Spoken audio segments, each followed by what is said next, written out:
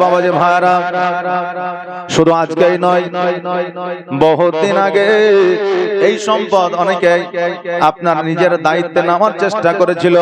এই সম্পদ ইতিহাসের পাতা খুলে দেখা, এই সম্পদ মুসলমান একমাত্র দান যদি করে থাকে, মুসলমানের জন্য দান করেছে, আজকে দেশের জন্য দান করেছে, আজকে গরিবের জন্য দান করেছে, আজকে স্কুলের জন্য দান করেছে, আজকে হাসপাতালের জন্য দান করেছে। কিন্তু এই সমস্ত জায়গাগুলো বিলীন হওয়ার জন্য দান করে না। আজকে আমরা মুসলমান, আজকে আমাদের অকাপ সম্পত্তি কত আছে আমরা জানি না, আজকে অকাপ সম্পত্তির মধ্যে কি হচ্ছে আমরা জানি না, আজকে আমরা খেয়াল রাখি না। আজকে আমরা মসজিদটা ওয়াকফকে দিয়েছি, আজকে আমাদের ঈদগাহটা ওয়াকফকে দিয়েছি, আজকে আমাদের কবরস্থানটা ওয়াকফকে দিয়েছি। আজকে যে ওয়াকফের বিলটা পাস হয়ে গেছে, আগামী কালকে আপনার কবরস্থানটা থাকবে না, আগামী কালকে আপনার ঈদগাহটা থাকবে না, আগামী কালকে আপনার মসজিদটা থাকবে না। আর আজকে আপনার মসজিদ যদি না থাকে, ইবাদতের জায়গা থাকবে না, আপনার ঈদগাহ না থাকলে ঈদের নামাজ পড়তে পারবেন না, আজকে কবরস্থানে যদি যান কবর দিতে পারবেন না। আজকে আপনার সময় হয়তো বাধা আসবে না, কিন্তু আগামীতে যে প্রজন্মটা আসবে, এই প্রজন্মটা কোথায় ইবাদত করবে, কোথায় নামাজ পড়বে, কোথায় দাফন করবে, এটা খুঁজে পাওয়া যাবে না। এই জন্য আপনার কথা চিন্তা ভাবনা না করে, আপনার সন্তানের কথা চিন্তা ভাবনা না করে, আপনার প্রজন্ম পরের জন্ম যারা আসবে তাদের কথা ভাবিয়া এই মুসলমানদের সম্পদকে বাঁচানোর জন্য আন্দোলন আপনারা ডাকা, আন্দোলনে হাজির হয়ে যান না। কারণ হইল, যখন আপনার কৃষক বিল পাস করা হয়েছিল, 2% কৃষক যদি আপনার আন্দোলন করিয়া যদি আপনার ওই কৃষক বিল যদি আপনার বাতিল করতে পারে, আমরা 40% মুসলমান আছি, আমরা কেন ওয়াকফ বিল বাতিল করতে পারবো না? ইতিহাসের পাতায়, গণনার পাতায় 15% মুসলমান দেওয়া আছে বাবা, কিন্তু আপনার মুসলমানদের সংগঠনের যে হিসাব, সেটাতে বাবা মুসলমান 40% মুসলমান আছে। বাবাজি ভাইরা, জীবন দিয়েও হলেও আপনার নিজের বাবার সম্পত্তি আপনি বাঁচাবেন কিনা? বাঁচাবেন না? হাহু বলেন, বাঁচাবেন কি বাঁচাবেন না? বাঁচাবেন। এই যে ওয়াকফের সম্পত্তি আছে, এই সম্পত্তিটা কারো বাপের সম্পত্তি নয়, এই সম্পত্তি হলো মুসলমানদের সম্পত্তি, এই সম্পত্তি হলো ইসলাম ধর্মের মানুষদের সম্পত্তি। অতএব এই সম্পত্তিতে কেউ আপনার দাখিল করবে, এটা আমরা মুসলমান আমাদের জীবন থাকতে মেনে নিতে পারবো না। প্রয়োজনে রক্ত ঝরায়া দিব, কিন্তু বেরাদার, আমার মসজিদ কাউকে আক্রমণ করতে দেব না, আমার মসজিদ কাউকে ভাঙতে দেব না, আমার মসজিদের মধ্যে কোনো বেধর্মীকে ঢুকতে দেওয়া হবে না। আমার যে জায়গায় দাদা, আমার পদ্দাদা, আমার বেটা, আমার মা বাবা শুয়ে আছে, ওই কবরের ওপর দিয়ে আমরা কোন রকমের গাড়ি চালাতে দিব না। বাবাজি ভাইরা, আমরা মুসলমান কবে আমরা জাগ্রত হব? আজকে ফিলিস্তিনের বুকে বাচ্চা বাচ্চা ছেলে মেয়েদের হত্যা করে দেওয়া হচ্ছে, তাদেরকে শহীদ করে দেওয়া হচ্ছে, মোবাইলের মাধ্যমে, ইন্টারনেটের মাধ্যমে আমরা দেখতে পাচ্ছি। দেখতে পাওয়ার পরে আমরা মুসলমান, আমাদের মনে মায়া হয় না, আমাদের দিলে দয়া হয় না।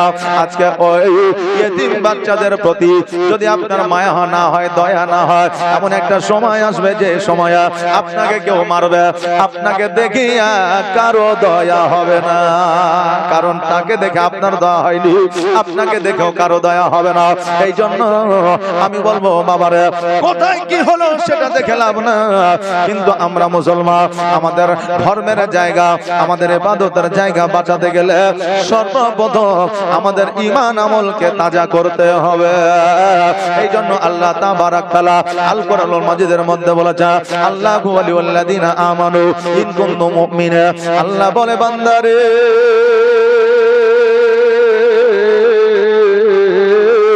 তোমরা যারা মুমিনত্ব অর্জন করো, আমি আল্লাহ তোমাদেরকে বাধা বিপদ দিই না।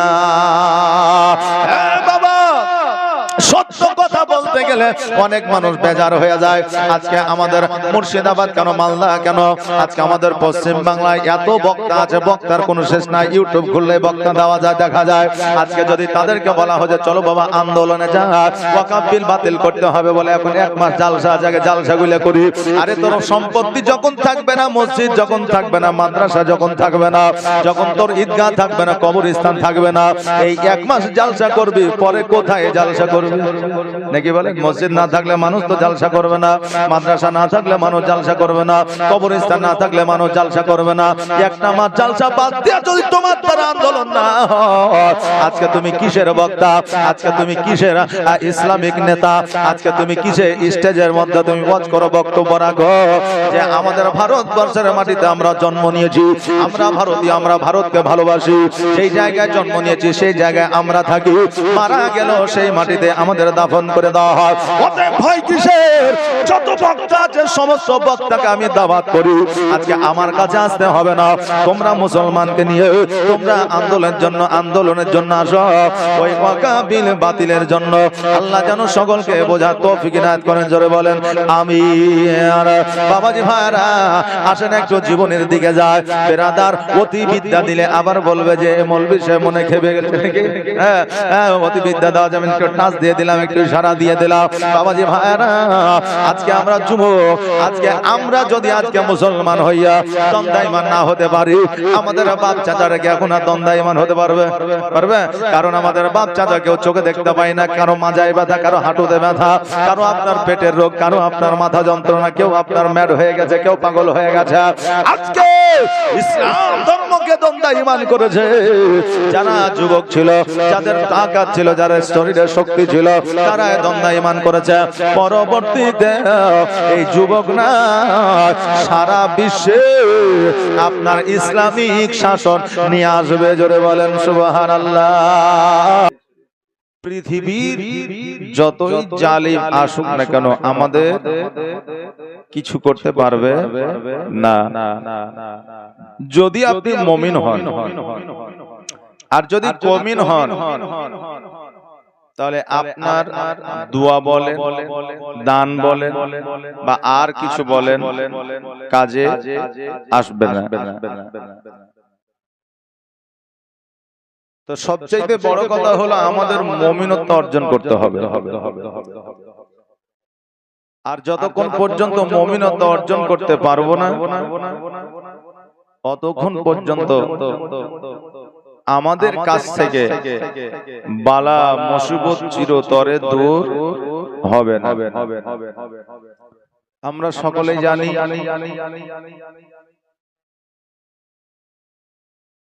যে বর্তমান পরিস্থিতি আমাদের কোন জায়গায়, আমরা না জানা কেউই নয়, আমরা সব জানি।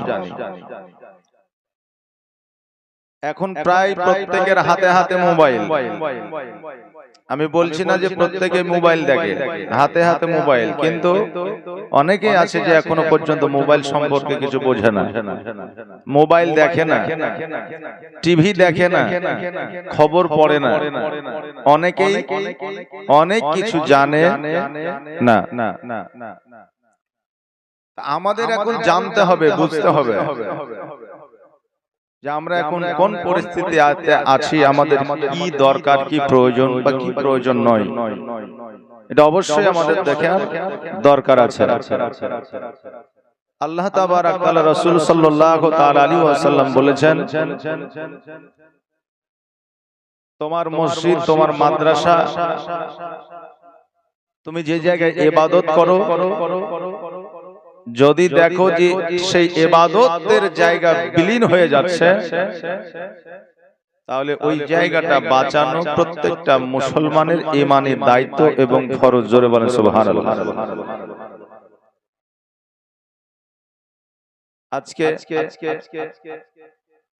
আমরা খুব দুঃখিত এবং খুব আফসোসের মধ্যে আছি, যদিও আমরা অনেক সময় প্রকাশ করতে পারি না বা আমরা বলতেও পারি না, কিন্তু যখন দেখবেন যে আমরা সবকিছু ছেড়ে দিয়ে নিঃস্ব হয়ে যাচ্ছি, সেহেতু আর চেপে রেখে কোনো লাভ নাই, নাকি বলে? জি, আমাদের চেপে রেখে কোনো লাভ নাই। আমরা প্রত্যেকেই জানি যে গত কয়েকদিন আগে ওয়াকফ বিল পাস হয়েছে। এই ওয়াকফ বিল শব্দটা কি, এর সংজ্ঞা কি, এর অর্থ কি, আমরা অনেকে আছি জানি না। আমরা এই সম্পর্কে অভিজ্ঞতা রাখি না। আমরা মোবাইল খুললে আমরা অনেক কিছু দেখতে পাই বা আমরা অনেক কিছু দেখি, কিন্তু আমাদের যেগুলো প্রয়োজন সেগুলো আমরা দেখি না। বেরাদার, আজকে এই যে জালসাগুলো আপনি করছেন, এই জালসাগুলো কেন করছেন? মসজিদের উন্নতি কল্পে, মাদ্রাসার উন্নতি কল্পে। যে ওয়াকফ বিল পাস হয়েছে, সে ওয়াকফ বিল পাস সরকার করেছে। একদিন আপনার মসজিদের জায়গা দখল করবে বা একদিন আপনার মসজিদে রাখবে না, মসজিদের গলিতে নোটিশ টাঙাবে। তা আপনি উন্নতি করে কি করবেন? জি, আজকে পৃথিবীর মধ্যে আমরা মুসলমান তৃতীয় নম্বরে আছি, কারণ আমাদের এত সম্পদ বা ওয়াকফের এত সম্পদ আছে, তৃতীয় নম্বরে তারা স্থান রেখেছে। তাহলে সমস্ত সম্পদ মুসলিমদের, ওয়াকফের যত সম্পদ আছে, এই সম্পদের মধ্যে অন্যান্য ধর্মের মানুষ দাখিল হতে চাইছে। আপনি দেবেন, আমি দেব, কোন মুসলমান সম্প্রদায় দেবে? দিবে না। বেরাদান মিল্লাত ইসলামিয়া। তাই আমাদের প্রত্যেক মুসলমানের দায়িত্ব এর জন্য আন্দোলন করে ওয়াকফ বিল বাতিল করা, প্রত্যেকের জন্য ফরজ। বেরাদার, কিন্তু যারা যোগ্য জায়গায় আছে, আমি আপনি যদি আন্দোলন করি, আন্দোলনটা আপনার ওই কেন্দ্র সভায় পৌঁছাবে না, কলকাতায় পৌঁছাবে না, গ্রামের মধ্যেই থাকবে। কিন্তু এমনও ব্যক্তি যারা আছে মুসলমান, একবার যদি একটা কথা বলে তো তাদের আওয়াজটা উপরে পৌঁছে যাবে। জি, আমি তাদের অনুরোধ রিকোয়েস্ট করব যে আপনারা যারা জায়গাতে আছেন, তারা আপনারা আন্দোলন ডাকেন, আমরা হাজির আছি ইনশাআল্লাহ। আমরা আছি, আমরা প্রত্যেকে যাব, যেহেতু ইসলামের সম্পদ, ওয়াকফের সম্পদ আমাদের জন্য বাঁচানো হচ্ছে ফরজ।